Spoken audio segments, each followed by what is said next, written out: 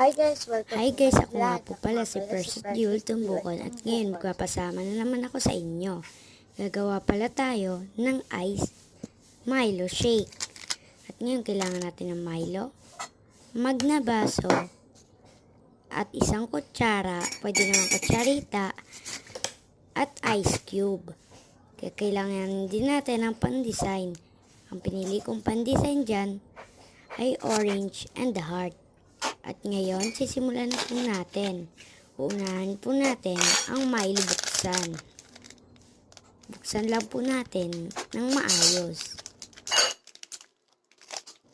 Yan. At ibuhos na po natin sa babasagin nating mug. Ang paggawa nga po pala nitong ice Milo shake ay madali lang.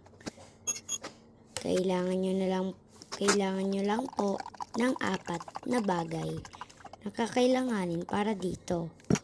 At kailangan po natin dyan ng tubig. Halu-haluin lang po din natin yan. Yan. Lagyan na po natin ng ice cube para lalong sumarap. Inigop ko muna kasi baka matapon para lagyan ko pa ng maraming cube. Yan, sa ibabaw na natirang Milo ay ilalagay ko na siya dito at ang heart at orange. Papakita ko na sa inyo kung gaano kasarap, gaano kaganda ang design at ang ginawa natin. Grabe. Hindi ko na pala kailangan bumili sa labas ng ganito. Gawin ko na lang para mas masarap. Tikman na natin. Wow!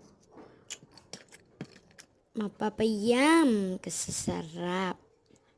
Sarap. The best pala yung ginawa natin mga guys. Kung gusto nyo matikman to, gawin nyo na rin. Yan, i-shake lang natin dito. At naglagay na pala ako sa Milo na lalagyan para matikman natin ang lasa niya. Kasi meron pa natirang buo-buo sa loob ng Milo. Wow!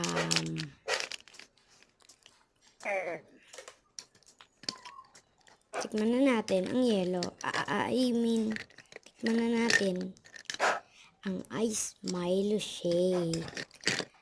Yon. Sarap.